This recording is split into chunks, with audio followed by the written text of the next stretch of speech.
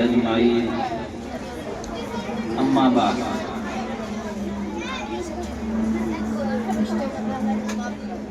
قال النبي صلى الله عليه وسلم من يرد الله به خيرا يفقهه في الدين أو كما قال عليه الصلاة والسلام۔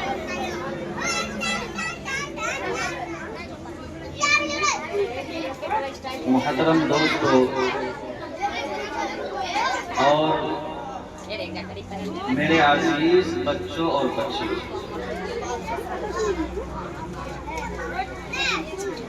میں نے آپ حضرات کا یہ پروگرام دیکھا اور سنا، مجھے بڑی خوشی ہوئی، بڑی مسرت ہوئی کہ ماشاءاللہ آپ حضرات نے بڑی محنتیں کی ہیں۔ دراصل طلباء کے پیچھے جو محنت ہوا کرتی ہے وہ اساتذہ کی ہوتی ہے۔ آپ حضرات نے بڑی اچھی کارکردگی کا ثبوت دیا، بڑا اچھا پروگرام پیش کیا، جس سے اس بات کا اندازہ لگایا جا سکتا ہے کہ آپ کے پیچھے جو استاد محترم ہیں ان کی بڑی محنت ہے، اور ماشاءاللہ آپ لوگ خوش قسمت ہیں کہ آپ کو جو ہے ایک مشفق اور مربی استاد ملا ہے، جو کہ آپ لوگوں کو تعلیم کے ساتھ ساتھ تربیت اور نصیحتیں بھی کرتے رہتے ہیں۔ مجھے حضرت کے چینل کا پتہ نہیں تھا، دو چار روز مجھے پتہ چلا، پہلے پتہ چلا، تو میں نے حضرت کے چینل میں جا کر کے دیکھا تو اس میں بہت سارے ویڈیوز تھے جس میں حضرت جو ہے آپ لوگوں کو سمجھا رہے ہیں، آپ لوگوں کو نصیحت کر رہے تھے۔ یہ بڑی اچھی بات ہے کہ تعلیم کے ساتھ ساتھ تربیت بھی ہے۔ مکاتب کے اندر جو حضرت نے یہ نرالا انداز اپنایا ہے، اس طرح کا جو ہے مکاتب کا نظام میں نے اپنے علاقوں میں نہیں دیکھا ہے۔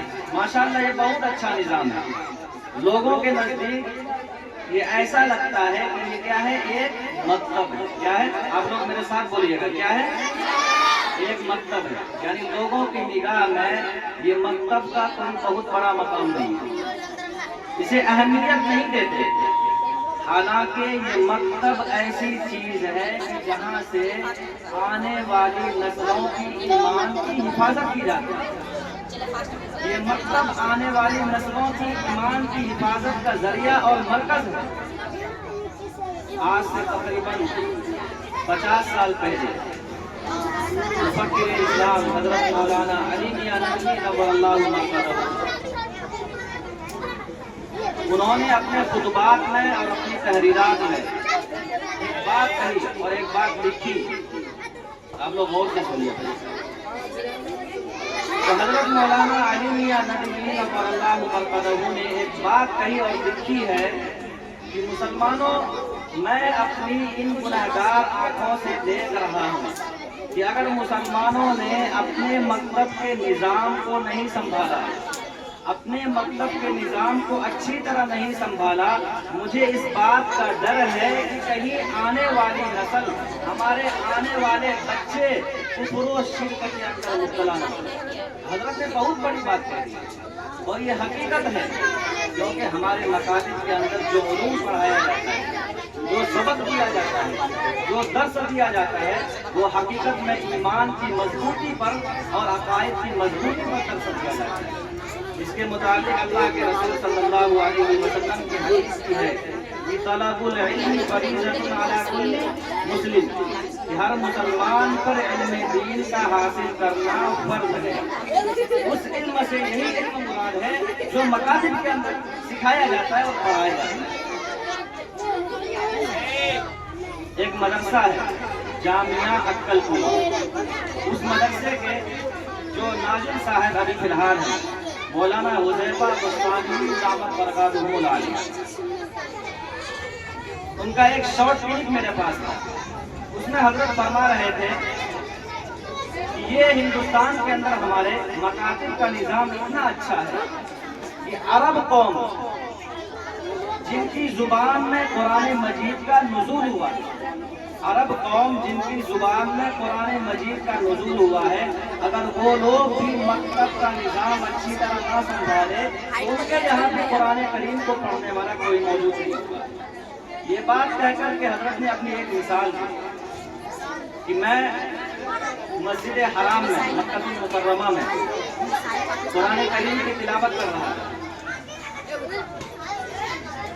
قرآن کریم کی تلاوت کر رہا تھا اور تھوڑا سا بلند آواز میں تلاوت کر رہا تھا کہ میرے آگے پیچھے دو بوڑھے بزرگ بیٹھے ہوئے جو دونوں میری قرآن کریم کی تلاوت سن رہے تھے۔ تو تلاوت کے بعد مجھے زمزم پینے کی خواہش ہوئی، زمزم پانی جو آتا ہے، زمزم پینے کی خواہش ہوئی تو میں جانے لگا زمزم پینے کے لیے۔ ان میں سے ایک بوڑھا بزرگ جو ہے میرا ہاتھ پکڑ لیا کہ حضرت آپ بیٹھے، میں زمزم آپ کو لا کر کے دیتا ہوں۔ تو حضرت نے کہا کہ آپ بڑے ہیں، بزرگ ہیں، آپ میرے سے عمر میں بڑے ہیں، میں چھوٹی عمر کا ہوں، یہ کیسے ہو سکتا ہے کہ میں آپ سے خدمت کرواؤں، میں آپ سے زمزم جو ہے لے کر کے آنے کے لیے کہوں۔ آپ بیٹھے، اگر آپ کی چاہت ہے، آپ کی خواہش ہے تو میں خود آپ کے واسطے زمزم لے کر کے آتا ہوں۔ جو دوسرا بوڑھا بزرگ تھا اتنے میں وہ کھڑا ہو گیا اور بڑے اصرار کے بعد، بڑی منت سماجت کے بعد حضرت کو بٹھایا اور بٹھا کر کے زمزم پلایا۔ زمزم پینے کے بعد وہ دونوں بزرگ جو ہے ان کا تعلق عرب سے تھا۔ وہ دونوں کون تھے؟ عرب۔ ان دونوں نے حضرت سے پوچھا کہ حضرت من این انت، آپ کا تعلق کہاں سے، آپ کس علاقے سے تعلق رکھتے ہیں؟ تو حضرت نے بتایا کہ میرا تعلق ہندوستان سے۔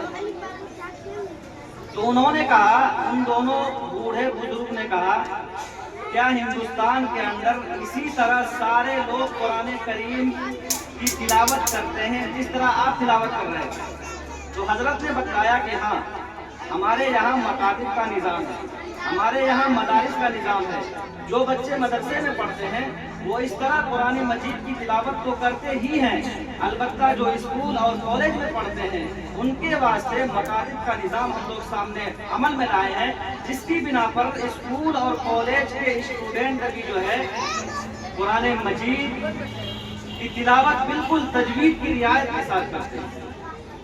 یہ سننا تھا کہ دونوں بوڑھے بزرگ زاروں قطار رونے لگے۔ تو حضرت نے تعجب کیا کہ آخر اس کی کیا وجہ ہے، آپ لوگ کیوں رو رہے ہیں؟ تو ان میں سے ایک بوڑھا بزرگ نے کہا کہ نحن لا نعرف قراءۃ القرآن، کہ ہم لوگ قرآن مجید نہیں پڑھنا جانتے، ہمیں قرآن مجید پڑھنا نہیں آتا، اور یہی نہیں، ہمارے گھر میں نہ ہمارے بچوں کو قرآن پڑھنا آتا ہے، نہ ہماری بیویوں کو قرآن پڑھنا آتا ہے، نہ ہماری بچیوں کو قرآن پڑھنا آتا ہے، نہ ہمارے بیٹوں کو قرآن پڑھنا آتا ہے، اور ہمیں بھی قرآن نہیں پڑھنا آتا۔ تو حضرت تعجب کرنے لگے کہ انتم من العرب، تم لوگ عرب کے ہو، عرب زبان میں قرآن مجید کا نزول ہوا ہے، اس کے باوجود آپ کو قرآن نہیں پڑھنا آتا۔ تو انہوں نے کہا کہ جس طرح ہندوستان کے اندر مکتب کا نظام ہے، ہمارے یہاں مکتب کا نظام ہے۔ 2-4 سال کے بچے ہوتے ہیں، ان کو شعور آتا ہے تھوڑا سا، اسکول اور کالج میں ڈال دیا جاتا ہے دنیاوی تعلیم حاصل کرنے کے لیے، دینی تعلیم حاصل کرنے کا ان کو موقع ہی نہیں ملتا۔ یہی واقعہ سنا کر کے حضرت نے مثال دیا کہ اگر عرب قوم میں بھی مکتب کا صحیح طرح نظام نہ ہو تو وہ لوگ بھی قرآن مجید کو پڑھنے کی لیاقت اور استعداد نہیں رکھ سکتے۔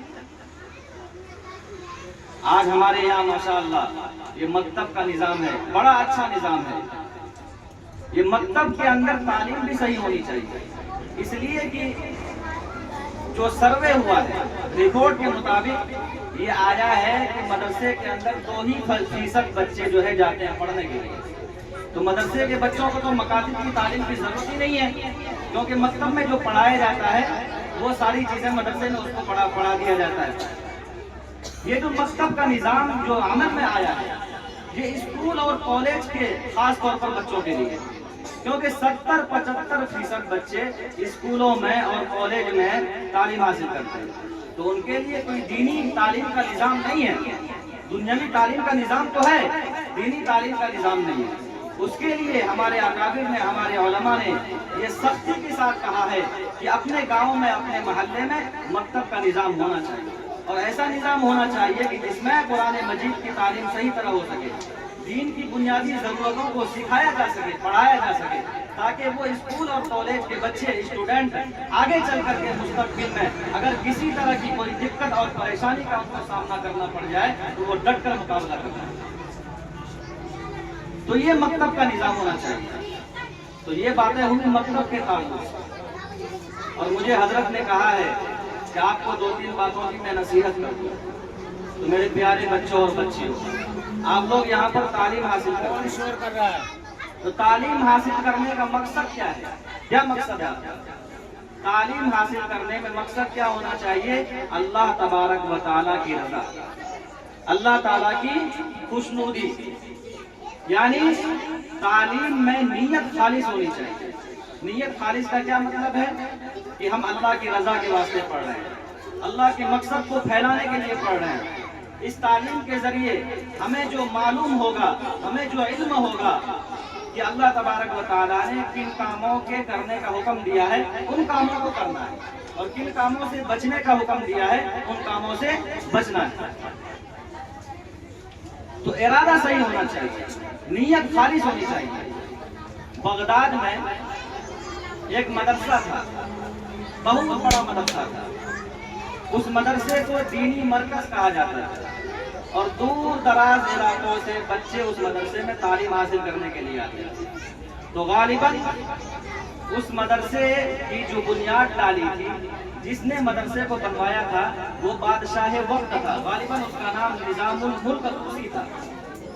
انہوں نے مدرسہ بنوایا تھا، بہت بڑا مدرسہ تھا، دور دراز سے بچے آتے تھے اس مدرسے میں تعلیم حاصل کرنے کے لیے۔ تو ان کا مقصد یہ تھا کہ اس مدرسے میں ایسے بچے تعلیم حاصل کریں کہ جن کی نیت کیا ہو؟ خالص ہو، اللہ کی رضا مقصود ہو۔ ایک زمانے کے بعد انہوں نے سوچا کہ مدرسے کی جانچ پڑتال کی جائے، بچوں کے مقاصد پوچھے جائیں، آخر بچوں کا مقصد کیا ہے تعلیم کا۔ تو رات میں اپنا بھیس بدل کر، اپنا روپ بدل کر کے عوامی شکل میں آ کر کے مدرسے میں گئے۔ تو مدرسے میں جا کر کے دیکھا کہ سارے بچے اپنی اپنی کتابوں کے اندر مشغول ہیں، مطالعے میں مشغول ہیں۔ ایک ایک بچے کے پاس جا کر کے پوچھے کہ بتاؤ بیٹا تمہاری تعلیم کا مقصد کیا ہے؟ تم جو یہاں پر تعلیم حاصل کرنے کے لیے آئے ہو، اس سے تم آگے کیا بننا چاہتے ہو؟ سارے بچوں نے کسی نہ کسی عہدے کا نام لیا۔ کسی نے کہا مجھے قاضی بننا ہے، اور کسی نے کہا مجھے جو ہے امام بننا ہے، کسی نے کہا مجھے مولوی بننا ہے، کسی نے کہا مجھے مدرس بننا ہے، وغیرہ وغیرہ۔ ان طلباء نے ایسے ایسے عہدوں کا نام لیا جو کہ دینی عہدے ہیں، دینی مناصب ہیں، کیونکہ امام بننا یہ بھی دین کا حصہ ہے، قاضی بننا یہ بھی دین کا حصہ ہے۔ اس کے باوجود بادشاہ وقت نے مدرسہ بند کروانے کا ارادہ کیا۔ یہ دل میں طے کر لیا کہ میں مدرسے کو بند کر دوں گا، اس لیے کہ میرا جو مقصد تھا مدرسہ کھلوانے کا، وہ یہ تھا کہ نیت کیا ہونی چاہیے؟ خالص ہونی چاہیے۔ جب مدرسے سے واپس لوٹ رہے تھے تو راستے میں دیکھا کہ ایک طالب علم سب سے الگ ہو کر کے تنے تنہا کتابوں کے اندر مشغول ہے۔ اس طالب علم کو کسی سے کوئی مطلب نہیں ہے، بالکل انہماک کے ساتھ کتابوں میں لگا ہوا ہے۔ اس طالب علم کے پاس گئے تو بادشاہ نے پوچھا کہ بتاؤ بیٹا تمہاری تعلیم کا مقصد کیا ہے؟ اس طالب علم نے جواب دیا میری تعلیم کا مقصد ہے اللہ تبارک و تعالیٰ کی رضا تلاش کرنا۔ میری تعلیم کا مقصد ہے کہ اللہ نے جن کاموں کے کرنے کا حکم دیا ہے ان کاموں کو کرنا، اور جن کاموں سے بچنے کا حکم دیا ہے ان کاموں سے بچنا۔ بادشاہ نے جب یہ سنا तो मदरसा बंद करवाने का इरादा तब्दील कर दिया और कहा कि जब तक मदरसे के अंदर एक भी ऐसा तालिब इल्म मौजूद है कि जिसकी नीयत खालिस है, जो अल्लाह की रजा के वास्ते तालीम हासिल करता है, मैं उस मदरसे को बंद नहीं करूंगा। तो मेरे प्यारे बच्चों और बच्चियों, नीयत क्या होनी चाहिए? खालिस होनी चाहिए, अल्लाह की रजा मकसद होना चाहिए। और 3 नसीहतें मैं करके मैं अपनी बात को मुकम्मल कर दूंगा। जब आप तालीम हासिल करते हैं तो तालीम के अंदर 3 नसीहतों को पल्ले बांध लें। पहली चीज कि उस्ताद ने जो मकतब के अंदर पढ़ाया, जो मदरसे में पढ़ाया, उस सबक को दोहराना है। कब? मगरिब के बाद, इशा तक। आप हजरात में से बहुत सारे बच्चे ऐसे भी होंगे जो मगरिब बाद पढ़ते भी नहीं होंगे, यही किताब खुली फिर कल आकर के यही किताब खुलती है। ऐसे कितने सारे बच्चे? हाथ उठाए जरा। कोई नहीं? 80%। लेकिन 10% बच्चे हाथ उठा रहे हैं। 80% बच्चे ऐसे हैं। माशाअल्लाह। हाथ उठाने से पता चलता है कि अक्सर वो बेशतर जमात फरिश्तों की जमात है। अच्छा, बहुत सारे बच्चे ऐसे भी होंगे मगरिब बाद तो पढ़ते होंगे लेकिन इशा तक नहीं, 15 से 20 मिनट। ऐसे कितने सारे बच्चे हैं? ये भी बहुत कम तादाद है। उसके बाद क्या करते हैं बच्चे? मोबाइल में मशगूल हो जाते हैं, फुजूलियात में मशगूल हो जाते हैं। मोबाइल मेरे बच्चों आज के ज़माने का बहुत बड़ा फितना है। जो वक्त को ज़ाय करने के जो असबाब हैं उनमें जो सबसे बड़ा सबब है वो मोबाइल। आज से चंद साल कबल, अब इसकी मिसाल इस तरह ले लीजिए कि जैसे हम लोग अपनी पढ़ाई के ज़माने में किताबें मुताला किया करते थे, तो एक किताब पढ़ करके जब बोरियत महसूस होती थी, बोरिंग लगता था, फिर दूसरी किताब का मुताला शुरू करते थे। आज भी मदरसे के अंदर जो और स्कूल में जो 5 क्लास 6 क्लास यानी जो घंटी बजती है, हर क्लास में और हर घंटी में अलग अलग किताबें पढ़ाई जाती है। इसका टॉपिक क्या होता है? चेंज होता है। इससे क्या होता है कि बोरियत महसूस नहीं होती, बच्चे और पढ़ाने वाले बोरिंग नहीं होते। तो आज से चंद साल कबल ये फिल्मों ड्रामों के अंदर जो है बच्चे और बड़े बड़े बूढ़े सारे मशगूल थे, तो उसमें एक तरह की बोरियत लगती थी, क्योंकि फिल्म और ड्रामा जो है 2 घंटे का 3 घंटे का हुआ करता था और ड्रामे तो बहुत लंबे लंबे हुआ करते हैं। लेकिन आज का जो ये फितना रील से जो निकला है, रील 30 सेकंड 40 सेकंड एक रील देखिए, उसके बाद दूसरा रील आएगा, टॉपिक चेंज, फिर ऊपर कीजिए तीसरी रील आई, उसका टॉपिक चेंज। घंटों नहीं, 5-5 घंटे 6-6 घंटे बच्चे जो है उस मोबाइल के अंदर मशगूल है और थकते नहीं है। क्यों? टॉपिक चेंज हो रहा है। एक ही टॉपिक पे रील्स नहीं मिलते, एक रील आई दूसरी रील देखिए, टॉपिक चेंज। इससे बोरियत महसूस नहीं होती।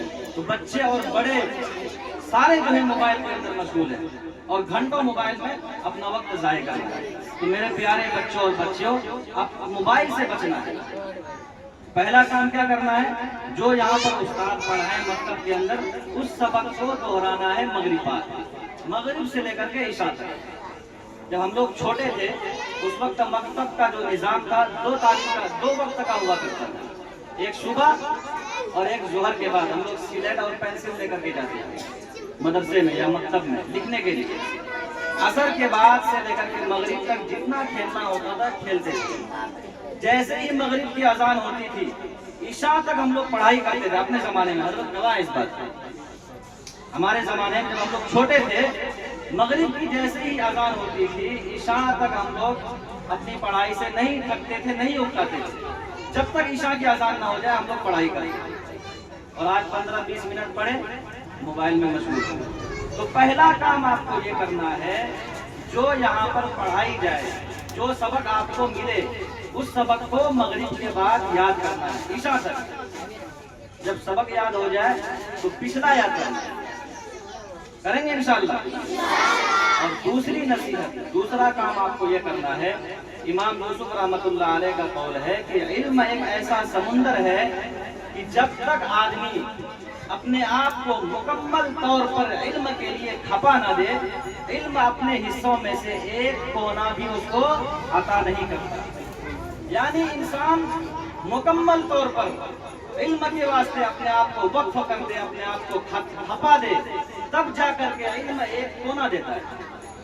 کیا مطلب نکلا کہ ہمیں علم دین حاصل کرنا ہے اور زیادہ سے زیادہ وقت میں فضولیات میں ہمیں اپنے اوقات کو ضائع نہیں کرنا، موبائل میں ہمیں اپنے اوقات کو ضائع نہیں کرنا، کھیل تماشوں میں ہمیں اپنے اوقات کو ضائع نہیں کرنا، جتنا ہو سکے ہمیں تعلیم پر دھیان دینا ہے اور پڑھنا ہے۔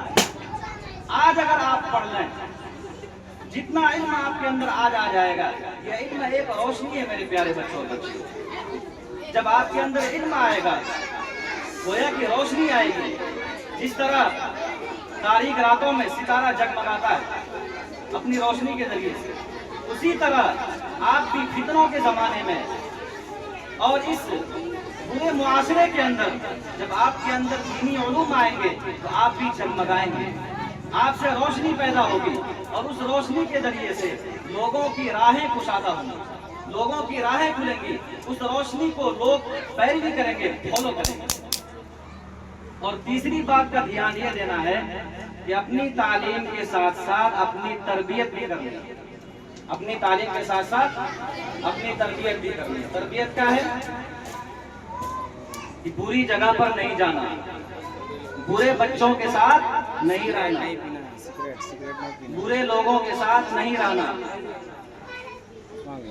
مثال کے طور پر بازار ہے، بازار کے متعلق اللہ کے رسول صلی اللہ علیہ وسلم کی حدیث ہے کہ وَشَرُّهَا الْأَسْوَاقُ، بازار جو ہے سب سے بدترین جگہ ہے، ہمیں وہاں پر نہیں جانا، ضرورت کے وقت جانا، جیسے ضرورت پوری ہو جائے فوراً اپنے گھر کو آنا۔ تو اسلامی تعلیمات کے مطابق ابھی سے زندگی گزاریں، جیسا کہ قرآن کریم کے اندر اللہ تبارک و تعالی نے مسلمانوں کو یہ حکم دیا کہ کل المؤمنین یغضوا من ابصارہم ویحفظوا فروجہم وکل المؤمنات یغضضن من ابصارہن ویحفظن فروجہن، کہ اے مسلمانوں اپنی نگاہ کو نیچی رکھو، اے مسلمان عورتوں اپنی نگاہ کو نیچی رکھو۔ یہ اسلام کی ایک تعلیم ہے، ہمیں ابھی سے اسلام کو فالو کرنا ہے، اسلام کی تعلیمات کے مطابق ابھی سے زندگی گزارنی ہے۔ آپ حضرات یہ کہہ سکتے ہیں کہ ہم ابھی بچے ہیں، ابھی ہم لوگ بچیاں ہیں۔ میرے محترم پیارے بچوں اور بچیوں، بچپن سے جو عادت لگ جاتی ہے وہ بڑھاپے تک باقی رہتی ہے۔ اگر کوئی بچہ نماز کا عادی بن جاتا ہے تو بڑھاپے تک اس کی نماز قضا نہیں ہوتی، بڑھاپے تک اس کی عادت لگی رہتی ہے۔ اسی طرح بچپنے سے ہی اگر ہم اپنی اسلامی تعلیمات کے مطابق اپنی زندگی گزارتے ہیں، اسلامی تعلیمات کو فالو کرتے ہیں، تو ہمارے اندر ایک اخلاق پیدا ہوگا اور اس اخلاق سے لوگ متاثر ہوں گے۔ ایک اخبار کے اندر ایک لندن کا واقعہ تھا۔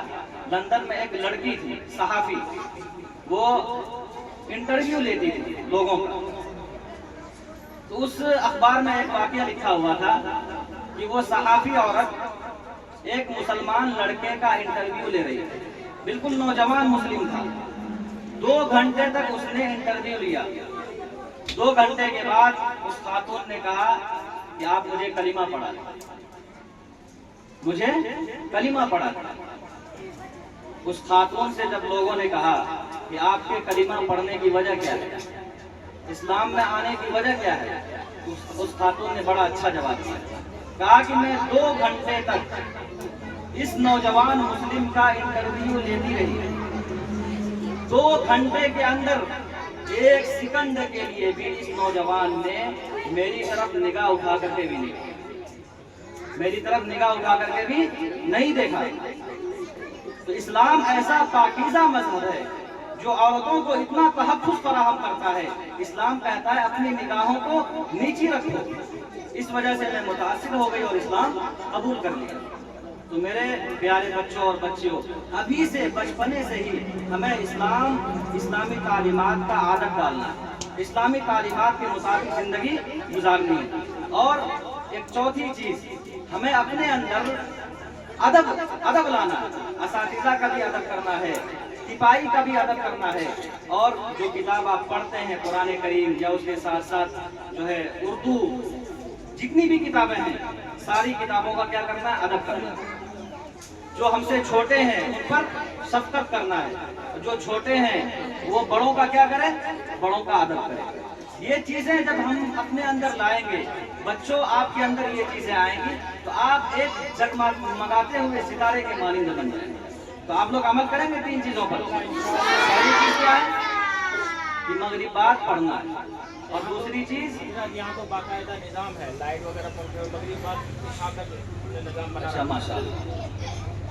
तो मगरिबात पढ़ना है, और दूसरी चीज कि हमें फजूलियात में नहीं लगना, मोबाइल वगैरह से बचना है, और तीसरी चीज गलत जगहों पर नहीं जाना, गलत चीजों को इख्तियार नहीं करना, गलत लोगों के संगत इख्तियार नहीं करना, गलत लोगों के साथ नहीं रहना।